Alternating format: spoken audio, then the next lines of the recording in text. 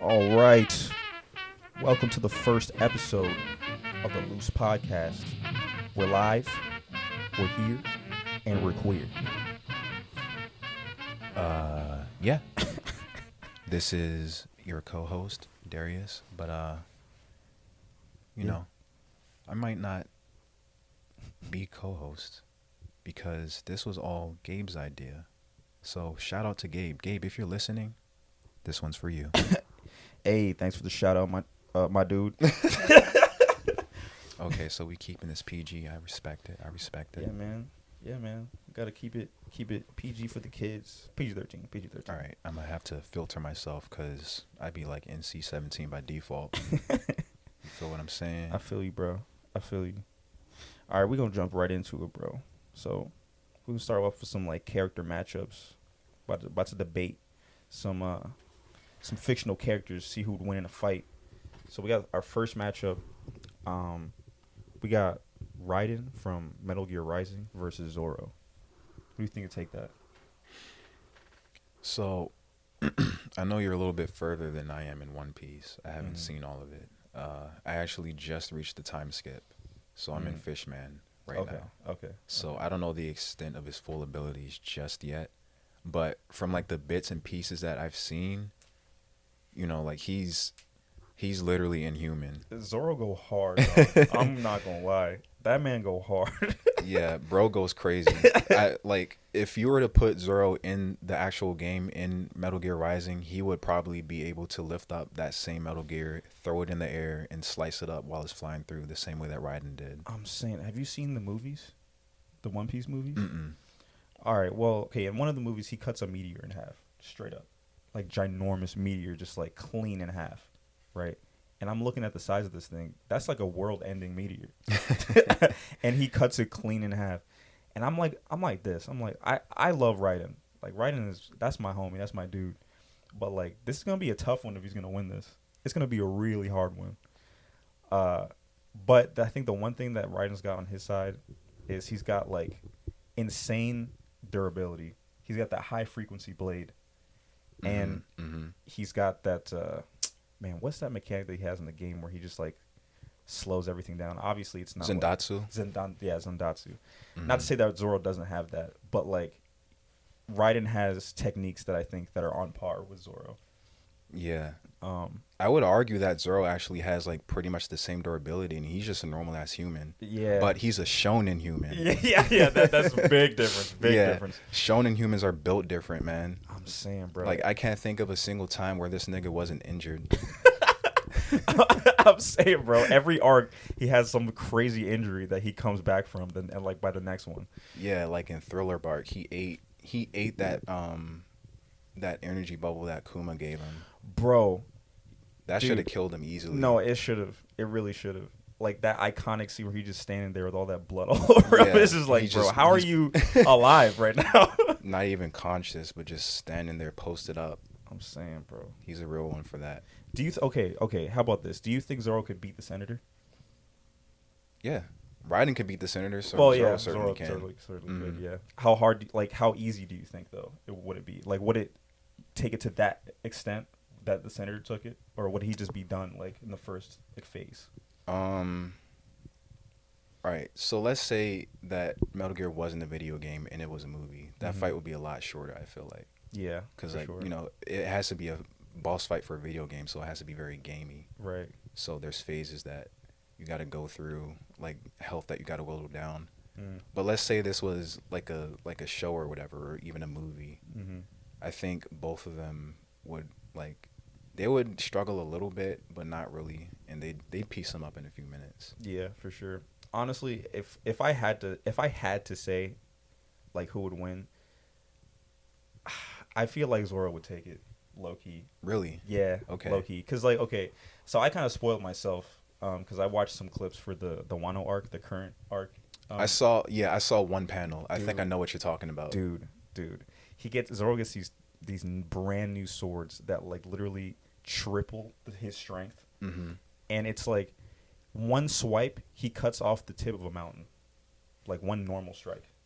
Nice. And I'm like, okay, He's coming yeah, up, bro. he's. I think he's taking that fight. I'm not gonna lie. He's coming up. Yeah, I think he's. He taking sounds that like fight. Hawkeye right there. Bro. Dude, he's tough. Like when Zoro's Hawkeye tough. slashed that glacier in half. Dude, Hawkeye's like a different. That's a completely different like conversation. We could just do a whole podcast about One Piece. Yeah, for sure. All right, so I got Zoro for this one. What do you think? For me, it's up in the air. Okay, It's up in the air. It really could go either way. I love Raiden to death. He has that one form. He has a Jack the Ripper where he like turns his pain modifiers off. Mm-hmm. Once he's in that form, honestly, like it could go either way, like you said. But if he's in that form, I feel like he has like a great shot to win. Yeah, I feel like it'll be a Pyrrhic victory though, because like after he like turns back on the pain inhibitors, he's gonna. Oh yeah, he's gonna just. He's gonna have the brunt of the. Yeah, he's gonna have all the brunt of that damage, and Yeah. it'll probably just end up being him being taken out too. Yeah. Dang. It's definitely a close one. I think it's like a 50-50 chance of whoever's taking it. But yeah, so I think personally, I think Zoro might take it by like 1%, just that a little bit, but that's just me. All right, so next one is Power Rangers versus the Avengers. What do you think? Just for like argument's sake, like the OG Power Rangers. OG Power Rangers. Okay. Yeah. OG Power Rangers exploded every episode. All right. And then they got in the Megazord, and then they got pieced up for like maybe a few minutes. Right. But then they came through at the end every time. Right. They're like 300-0 right now. Their record is undefeated. Right. Exactly. They can't be touched. They don't actually take any damage. I'm saying. All right. Well, okay. That's because they've been fighting like little kids, like not even little kids, but just like They be fighting aliens, like, bro. I mean, they fight aliens, sure, but like during like the filler part of the episode, you know how they just fight like random little enemies, like in the middle, and they just like they absolutely destroy them, and then like they regroup, and then they grow into this Megazord or whatever. So I don't know. I feel like the strength that their enemies are like putting out is not really like, you can't even compare to the Power Rangers, because it's like they wash them every time, and then like their leader has to come and do their job pretty much. Yeah. So putting the Avengers there like toe to toe, no Megazord, like toe to toe, hand to hand combat.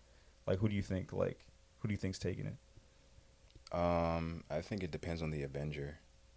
I'm thinking about the MCU version of the Avengers right now, because it's like the first thing that comes to my head. Same. Like let's say Black Widow, for example. You know, like I think she and like any given Power Ranger are pretty evenly matched. Right. I think she's more well versed in like grappling, like more hand to hand combat. So if she can subdue one of them, then that's game. But she has to be able to get close. Because the Power Rangers, they don't just have like hand to hand. They got like blasters. They got blasters, swords. Yeah, like, exactly. They have their own like personal weapons, like bow and arrows, like they have mallets. They got everything. So, and then they can all come together for one mega blast too. Yeah. So they got options. Yeah, and then again, like Black Widow, she has her Glocks. So I mean, that's all you really need. Right. You got Glocks. That's it. I feel like Captain America is the best fighter in the group, in my opinion. He's a brawler for sure. Like he's taking people down. Like he's knocking people out cold. Yeah. Like for example, like say like the leader of both teams fight each other. I think Captain America's coming out on top. Like if it's just like straight brawling, he's coming out on top. I totally agree. Like the Red Ranger, in the original series, Tommy's the Red Ranger, right? Or is he the Green Ranger? Man, I honestly don't. I think he was a red one. I could be wrong. Regardless, the Red Ranger and Captain America, if they were like no help from either side in that fight in particular, Captain America's coming out on top. Right. But since it's like this is a team battle, I feel like honestly, if the Hulk wasn't there, this would be like a really good fight. Well, honestly, I would say that it would be fair if they had their Megazord, you know, because like the Avengers ain't coming in without their gear. Right, exactly. Their Megazords are part of their gear, so I think that's totally fair. Okay, all right. I'll give them that then. So they have their Megazords. Yeah. So if they're going to go toe to toe with Hulk, like they need that. They need that. Yeah, for that's sure. that's. They're not going to take him out, but like they need to put him out of commission for a little bit. They need to like pick him up and throw him somewhere. Yeah. So they can like take out the rest before he comes just back. like throw him to the Earth's core or something. Yeah. Like have him distracted for a little bit. Okay. But okay, so how do you think the Hulk will do against the Megazord though?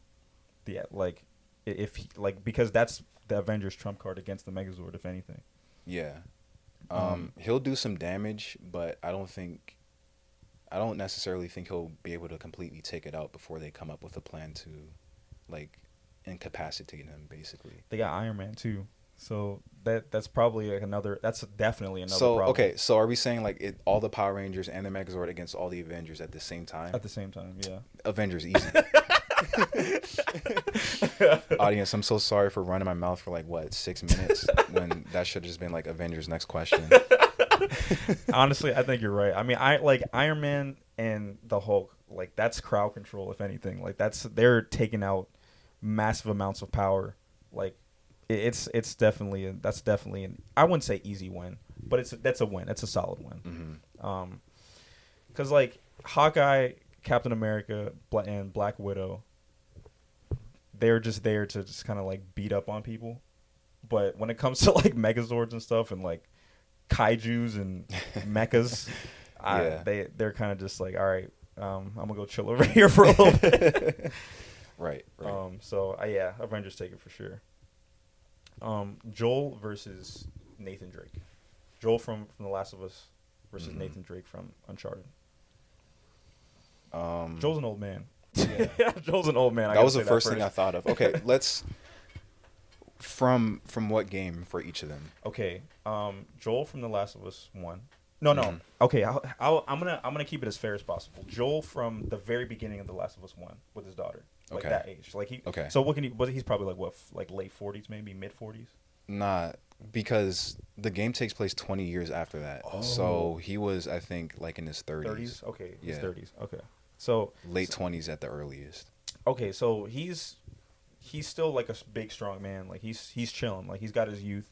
So let's say mid to late 30s. Yeah. And then let's say Drake from or Nate from Uncharted 4. Like that's his oldest. So he's probably the same age, right? Late 30s maybe. Nah, Nate in that one, he looks like he's in his early 40s. Early 40s, okay. Yeah, I would say Prime Nate is probably Uncharted 2. Prime Nate. Okay, let's do Uncharted 2 then.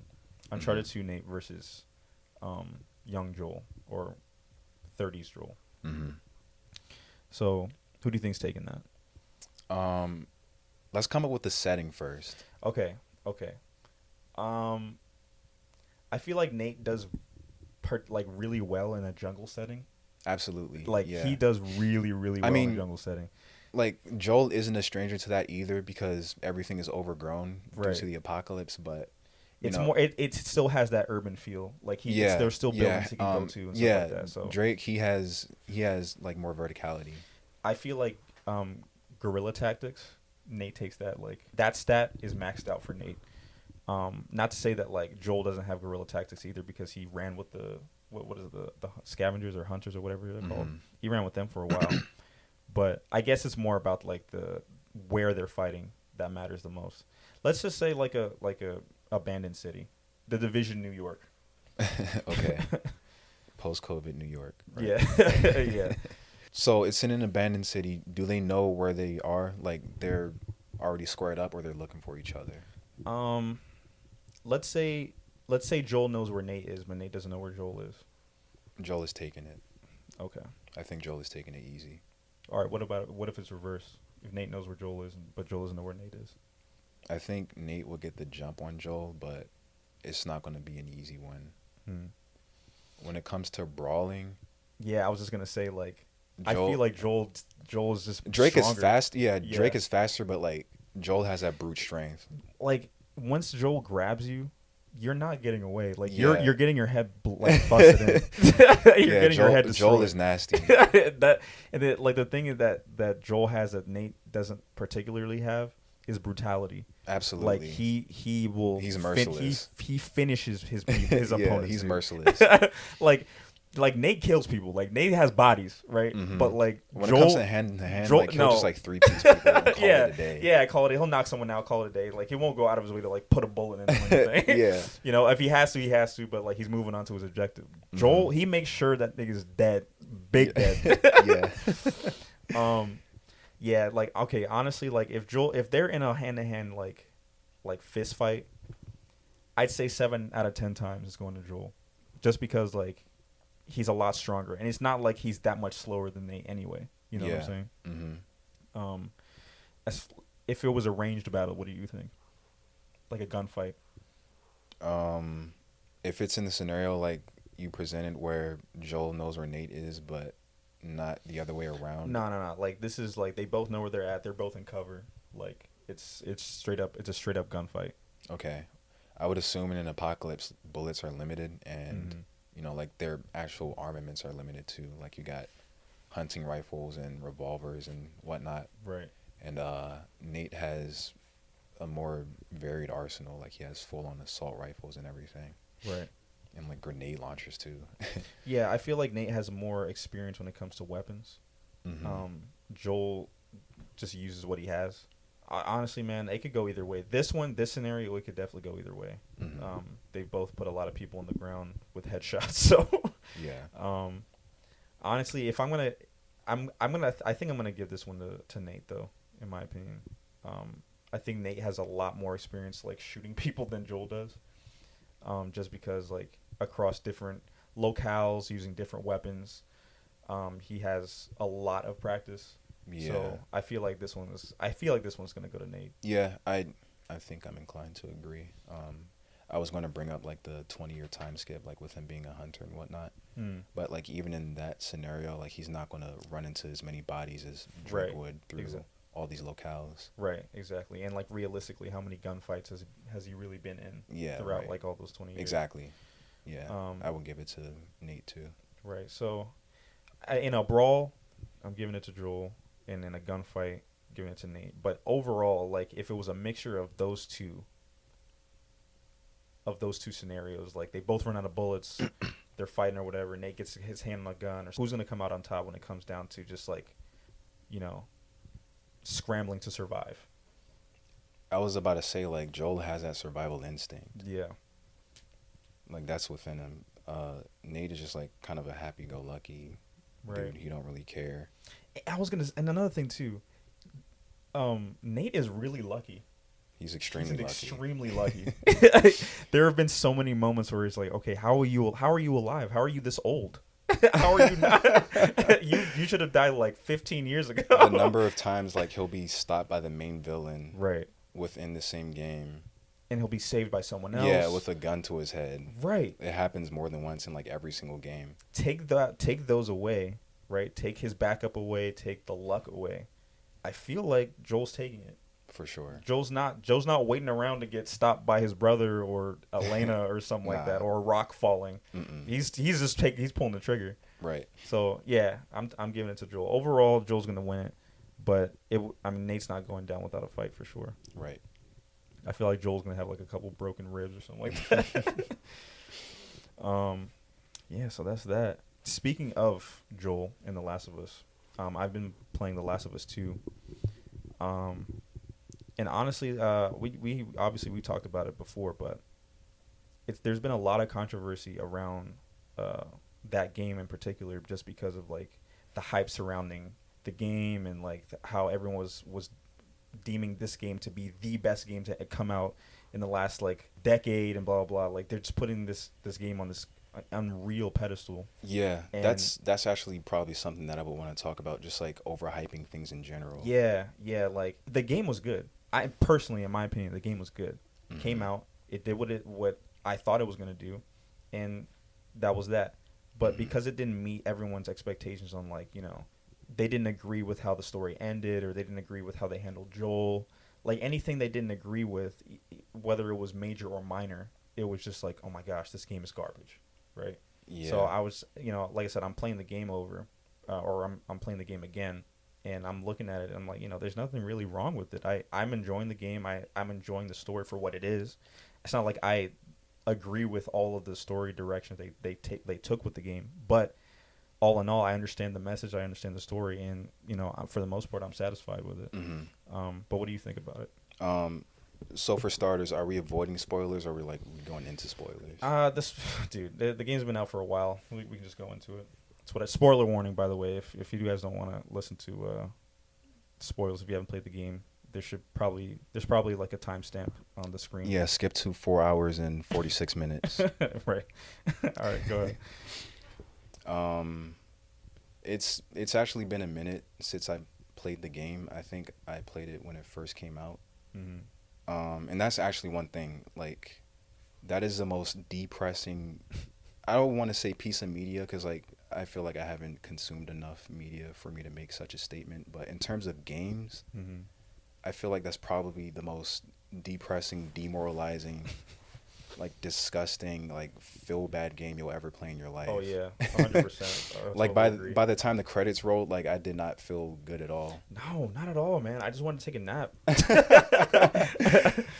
So there's that. I think, but the thing is, it definitely feels like that was intentional. You're not supposed to feel good or satisfied or happy with anything that's going on. Yeah. So they definitely accomplished that if that was their intention.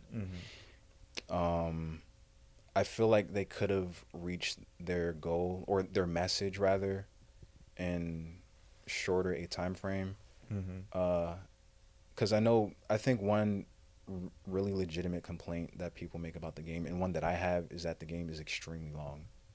Okay. I think it has pacing issues. I agree. I definitely agree. I think if both parts, when you play as Ellie and when you switch to Abby, were 1 or 2 chapters shorter each, and then it kind of ties up at the end of Abby's chapter where all those events happen, and I don't know, maybe a cutscene happens, and maybe one level after that, an epilogue level, would take place. I feel like that would make the pacing a lot better. Yeah, there's a lot of fat in that game, a lot of fat, and it's not to say that I didn't enjoy the gameplay, or controlling the characters and doing whatever, but there was just a lot of lollygagging in that game. Yeah, and maybe it would take a second playthrough for me to change my mind, because when it comes to first playthroughs of games that I play, I want to try to experience as much as I can. So with that game, I was exploring every nook and cranny, trying to find every collectible that I could and everything like that. So of course that's going to extend the game time by a lot. Right. But back to the pacing, by the time Abby's chapters ended and everything got resolved, quote unquote, at the end of hers, and it switches back to Ellie and what was her name? Dina, yeah, Dina. And they're at the farm. I feel like it could have ended there if they switched some story beats around. I think that would have been a little bit more of an effective ending. Right. I thought that's where it was going to end for sure. I did too. So when they switched over to Ellie and she goes to that area that Abby got captured, and I was like, dang, there's still more game. How much longer is this? There's a lot more game after that. Yeah, too. A lot more. There's a lot more. When I finished the game, I was playing through the middle of the night, so I was like, okay, there can't be that much. Let me just push through the whole thing. Right. I think by the time I finished the game, it was 7 a.m. Oh my god, jeez, dude. Yeah. Oh my goodness. There's effectively 4 more hours of the game once you thought the game was over. Yeah, it was. Yeah, it's that epilogue really is not short. It's not short. No, it's not at all. And the thing is, you play as Abby again after that, and then you play as Ellie again. Like I said, and it's not to say that I didn't enjoy it.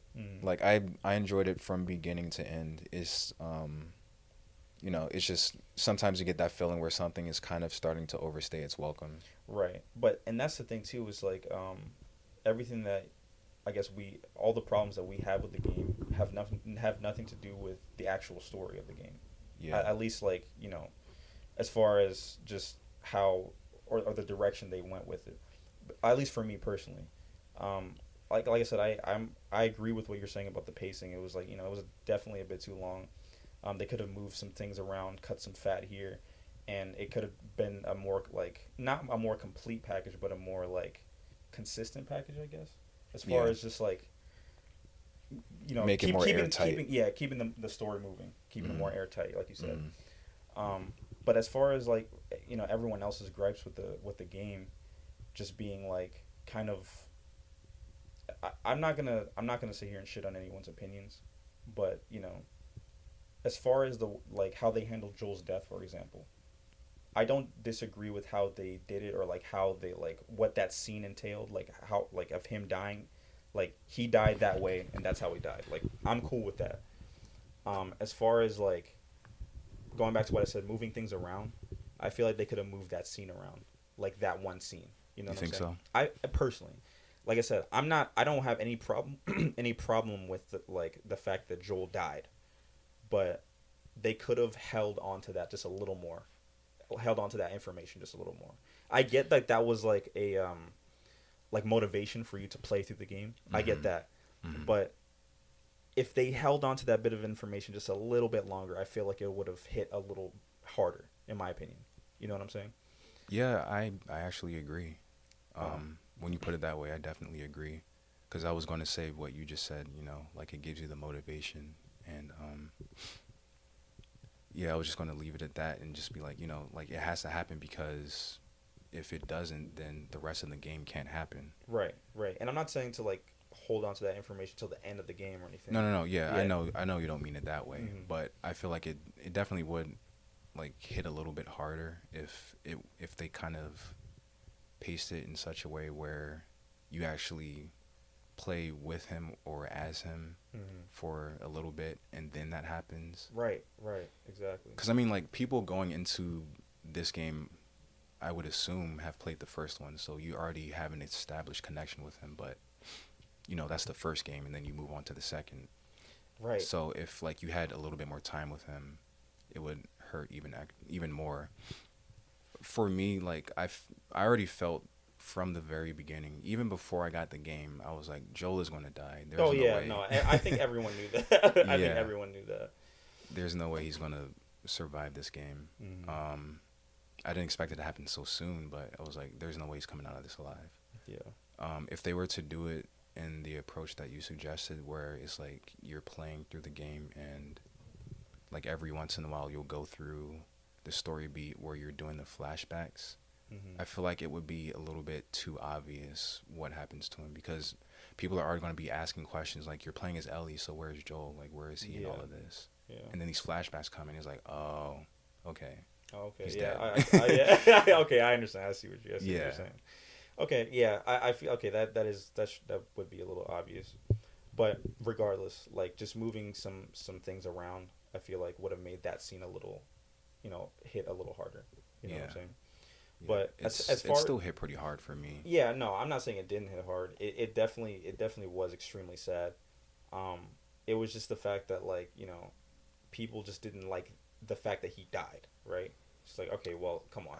You know what I'm saying? Like, I think the complaint, at least from what I've heard from people, is how he died. Like it was unceremonious. Oh yeah, and that's true. To me, honestly, that fits the atmosphere and the theme of The Last of Us perfectly. I was just saying, like, when I finished the game, I at least at that point, I was just like, I don't have any complaints. Like, this was gritty. It was brutal. It was sad. Like this is The Last of Us. Yeah. This literally is this is what it is. This is what it's like to live in this world. You know what I'm saying? You die. You just die. You die. You wake up one day. You do your whatever you got to do, and you might not come home. Like you might just get shot in the head for no reason. You know what I'm saying? Like that's just how it is. And when Joel died, I was just like, dang, he's dead. Yeah, because like that's not even the only character where that happens, where like their death is unceremonious, quote unquote. Like that happens to Jesse. Oh my gosh. That happens to Leaf's older sister. Abby's friend. What's Abby's friend? Like the Hispanic Oh guy. yeah. That's what I was thinking of too. I can't remember his name though. I can't remember either. He just gets shot in the head by Tommy. Like just straight up, he just gets killed. That actually made me jump. I was Yeah. like, "Yo, Like, what?" he's done. Like all that character development he had. Like he's such a happy go lucky guy. Like you're starting to like him. He's a cool dude. Yeah. And then he just dies. Just straight up, just gets bop dead, and you just gotta move on. And it's like, all right, well, there's that. You know what I'm saying? Like, Yeah. that's that world. You know I think honestly, I think that one was probably the most effective. Yeah. In terms of just like having a death just happen like that, and you just got to move on. Right. So you have him, and you have Lee's older sister. You have Joel, obviously. You have the main boss of the group that Abby is a part of. You know, like Oh yeah. I forgot. I mean, he looks like Samuel L. Jackson. No, it's not Samuel. He looks like Morgan Freeman. He basically just like dies off screen. Wait, you're talking about the leader of the... I can't remember the name of them. Like Abby's leader? Yeah. The Wolves, I think, right? The Wolves, yeah. Yeah. No, the Wolves was the were the guys with the Glasgow smiles, like the scars on their faces. I'm pretty sure those were the Wolves. The Wolves? I don't remember what they were called, Yeah, but either. just that group. Yeah. The leader of that group, Uh-huh. he like gets shot in the back. You don't even see him die, Right. and that's it. You know. Mm-hmm. I think that was effective because like even through that whole chapter, you see everything like going to hell around you, and you're just trying to escape. You know, like it shows you that the world is much bigger than whatever problems Abby and Ellie are going through. You know, like these are both personal stories for them, and the world isn't going to revolve around them like there's some chosen ones or anything. You know, Exactly. like these events will happen or they won't happen, Mm-hmm. whether or not they're directly involved in it. And I like that. Yeah, exactly. Like that's exactly what I got after playing the game. At least the first time around, it's like, well, you know, that's just how it is in this world. You know, Yeah. You just gotta accept it. But yeah, I honestly, all in all, though, I really don't have that much of a problem with the game. I think it's a great game. It's definitely not as good as the first game. The first game is a masterpiece. I mean, obviously, it is an amazing game. Is it as good as, or is the second as good as the first? I don't think so, but it's still a pretty good game in my opinion. I think gameplay wise, they're pretty much the same. Mm-hmm. Like there's little They're definitely nuances. new mechanics. Yeah, there's mechanics new and things. nuances and like quality of life changes here and there that make the second one for a more, I wouldn't necessarily say more fun experience because I feel like I enjoy them both equally. But Mm-hmm. you know, like you have more. You have more options. Yeah, like, exactly, yeah. and I like that. Yeah, more options to kill. Story wise, like you know, Yeah, oh yeah. one is airtight. For sure. One For is sure. airtight. You know, like it's such a simple formula, but it works. That's why so many pieces of media use that. You know, like Right. this gruff guy who doesn't know how to love anymore or something like that, Mm-hmm. and then they run into this one person that makes them remember what it's like to feel that way, and they end up sacrificing themselves, or they're willing to sacrifice themselves or something else for them, Mm-hmm. and stuff like that. You know, like Yeah. just bonding type stories. You know, Right. like it's. Right. It works, you know. Yeah, and the way that they told it was just it was Exactly. Beautiful. It was Yeah. beautiful. Naughty Dog's writing, I think, I was about to say second to none, but then I remembered Rockstar. Oh yeah, that's the Silent King right there. Rockstar is a Silent King. I think those two are the best studios when it comes to writing stories for sure. Yeah, those But studios are pretty good. yeah, the story in the second game, I enjoyed it. It worked for me. It was effective, but I can definitely see why it didn't stick with a lot of people. Yeah. I didn't think it would stick with me at first when you first switched to Abby. I'm like, they leave you on that gigantic cliffhanger, Right. and then I'm like, dang, I'm this woman now, and I have no connection with her whatsoever. Yeah. I don't care. I have no connection with her other than I hate her. Yeah, because exactly. She killed Joel. Exactly. And I'm like, I don't know how long this is going to be, this and that. But at least for me, like, you end up growing to like her too, Yeah. and her companions. Right. Exactly. So for me, it worked. Right. I know obviously some people are going to feel more strongly about it So I can get why like it wasn't an effective storytelling beat for them, but I enjoyed it. But Yeah. just because that can cause so much like what's the word, polarizing results, Mm-hmm. uh like they took a risk, you know, Mm-hmm. like I Yeah, I they think they knew what they were doing. I applaud them for just taking the risk at all. You know, Yeah. that takes a lot of balls. Obviously, they weren't gonna do The Last of Us one again. You know what I'm saying? Like Right, yeah. that's not They're something not that they're not gonna do that again. exactly, that's not their goal. And I feel it, and honestly, I feel like that's what people wanted was The Last of Us one again, right? Like, Mm, oh, Joel and Ellie, like just do that again. Have them on another adventure, and but what were they gonna add on to that? You know what I'm saying? I feel like the message that The Last of Us one gave, like they were effective or they succeeded in that message. mm-hmm, Like they're done. mm-hmm. That story arc is done. You can't like add on to that anymore. And they did a little bit in The Last of Us 2 where uh, Ellie and Joel's relationship was kind of rocky, and they were trying to figure out what you know who they are to each other. Mm-hmm. Um, you know, Ellie finding out that Joel lied about her condition and all that stuff. Yeah, that's cool. Like that makes sense. You can definitely talk about that. But to to do exactly what they did in the first game and for the second game, it just doesn't make sense. You know what I'm Right. saying? Yeah. Um, but yeah, I mean, I don't know. Moving on to like Naughty Dog as a whole, though, like, and like Uncharted, the Uncharted series and stuff like that. Do you think they're gonna do another Uncharted game? Probably not. It's always easy to say like probably not because, you know, they have their story, they stick with it, Mm-hmm. and that's that. Right. But first and foremost, these development companies are companies. You Right. know, like they're there to make a profit. Mm. It's still a job at the end of the day. It's still a business. Yeah. So if for any reason they need to like make more money, I guess I wouldn't say that another Last of Us game is out of the question. Yeah. But I don't think it's very likely. I don't say I wouldn't say it's impossible, but I wouldn't say it's unlikely. Yeah. Yeah. It's definitely something like, at least for me, I wouldn't be looking for anytime soon. Kind of like Titanfall 3. Although, moving on to Titanfall 3, um, there does seem to be kind of like a light at the end of at the end of the tunnel. Very small light, but a light nonetheless. Just because like of Apex Legends success, and like did you check out the new Legend that came out, or that's about Uh, to come out? yeah, I've seen a little bit of it.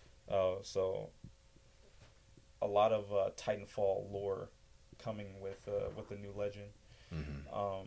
And dude, did you see the news on like Titanfall 2 getting a 650% increase in the player base Really? because of Apex Oh Legends? wow, Yeah, dude. that's dope. That's insane. So like the developers are definitely seeing this. Titanfall is not dead. Titanfall is not dead at all. And you heard about EA giving Respawn 100% creative control over their games now, right? I actually didn't. Wow, Yeah, so EA is like, yeah, do whatever you want. I mean, it's whatever. they So made their that, money. yeah, they got their money. So whatever you want to do now, it's all you. So honestly, that being said, that's that is a win for me for Titanfall 3. That's a big win. Um, just like I said, small light, but it's definitely a light. I'd love to see it, but I don't know if it's gonna happen. Yeah, man, I don't know. If it It could end up being like another Fortnite where, like, the original vision for Fortnite was like a co-op, like tower defense type game, mhm, and they did the battle royale, and that became extremely successful, and they yeah. kind of just like set their main vision to the wayside and just kind of Yeah, just don't that touch that it. part of the game is dead pretty much, isn't it? Hmm. Like no, like And the thing is, you still have to pay for that, yeah, so it's even less reason to touch it. right. Yeah. So, you know, like you had Apex Legends coming out a little bit after Titanfall 2 was released. That becomes extremely successful, and it's like at this point, like if I were the company, I would be like, there's no reason for us to make a Titanfall 3 if we can just like make money off of this game forever, you know? Right. I mean, they're making so much money with Apex Legends, man. Yeah. They're raking it in. So yeah, it's like one of the big three of the battle royales right now. right. So I understand. I definitely get if they decide to not like just to hold off on Titanfall 3. Mm-hmm. You know, just Apex Legends is our Titanfall 3. So definitely got to just swallow that, I guess. Yeah. But yeah, that's about it. That's our 45 minutes, man. We didn't get to all the topics we wanted to, but I mean, I think it's a good first episode. What do you think? Yeah, it was cool. I hope you guys enjoyed Yeah. us talking about completely worthless stuff. Nothing. Like I said, I didn't lie to you guys. We talking about nothing for 30 to 45 minutes, man. These are just our normal conversations, and we just decided to record it. Yeah. And make tons of money off of it. Heck you know, like we got a signing deal with a certain company we're not going to name drop, but yeah. You know, McDonald's. like we about to be swimming in it. Oh yes, sir. So we hope you enjoyed our pointless ramblings. Yes, sir. I hope you enjoyed my very calm, very smoothing voice. You know, my radio voice. And yeah, take it away, Gabe. What do you want to say? No, that's it, man. Join us next week, May 7th. Oh no, we'll be recording May 7th. May 8th. It's gonna be on YouTube. It's gonna be one episode per week. So yeah, stay tuned. Subscribe to the channel. The link is in my Instagram bio. So just go to there, subscribe, do your thing. Mm-hmm. This is going to be out as of recording tomorrow, May 1st. This is completely unrelated, but May 2nd, Sunday, is my birthday. I turned 23. Yes, sir. Yes, so sir. So if any of you want to give me something, please do so. Just send them money. Send the Loose Company money, and then we'll transfer it to you. Yeah, sounds like a plan. Yeah. But we'll catch you next week. Yes, sir. Gonna be dorks. Just talking about crap. Yeah. In the house. Bored in the house. Bored in the house. All right. Catch y'all later. Peace.